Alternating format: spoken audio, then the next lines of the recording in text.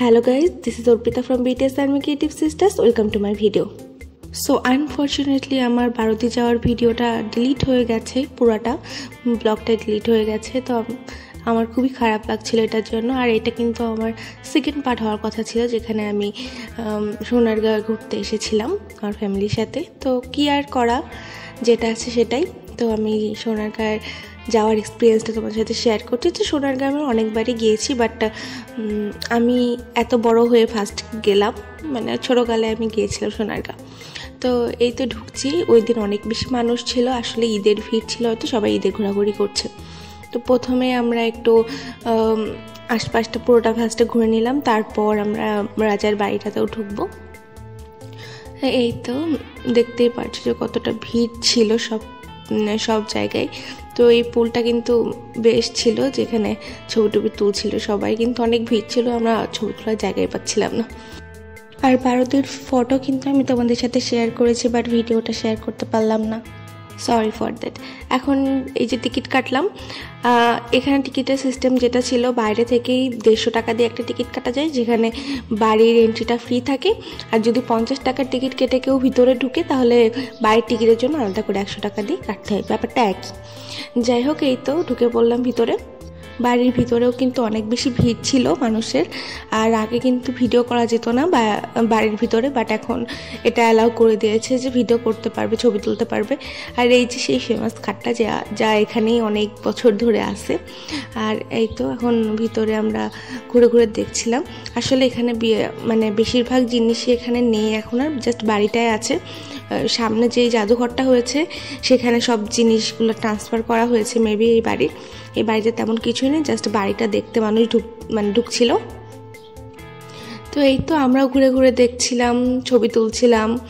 আর এই যে এখানে একটা খাট, মেবি এটা ছিল, খাটের কিছু অংশ এখানে রাখা ছিল, বাট খুবই কম জিনিস এখানে ছিল, বেশিরভাগ জিনিস ওই জাদুঘরে ট্রান্সফার হয়ে গিয়েছিল।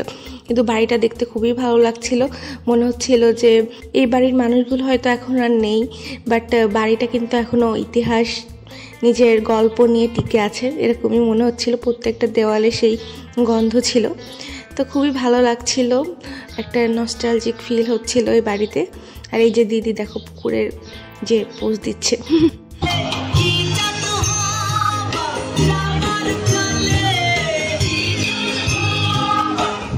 তো তোমরা শুনতেই পেলে এখানে লালন গীতি চলছিল। তো আমরা বাড়ি থেকে বের হলাম, এবার সামনে আর একটু ঘোরাঘুরি করছিলাম। আর এখন যে এই জাদুঘরটা তোমরা দেখতে পাবা, সেটাতেই সব কিছু মেবি ট্রান্সফার হয়েছে আমার কাছে মনে হয়। কিন্তু জাদুঘরে এত ভিড় ছিল যে আমার খুবই সাফোকেশন হচ্ছিল, এই জন্য আমরা তেমন একটা ঘুরে দেখিনি, যা সামনে থেকে একটু ঘুরে টুরে চলে আসছি। এখানে কিন্তু 2 তলাতেও মানে জিনিস ছিল দেখার মতো, বাট আমরা যাইনি, কারণ অনেক বেশি ভিড় ছিল। আর ভিড়িতে আমি যেতে পারি না, মানে আমার ভালো লাগে না। তো আমরা সামনে থেকে একটু টুকটাক ঘুরলাম, এখানে আমরা কিছু জিনিস দেখলাম, তারপর বুঝলাম যে এখানেও কিছু জিনিস ট্রান্সফার হয়েছে। তারপরে আসলাম আমাদের এই ঘোরার মোর স্যাটিসফাইং পার্টে, সেটা হলো জামদানি দেখতে। সোনারগাঁও আসবো আর জামদানি দেখবো না, কিনবো না, এটা তো হতে পারে না। তো আমরা এখানে জামদানি কিনতে চলে এলাম।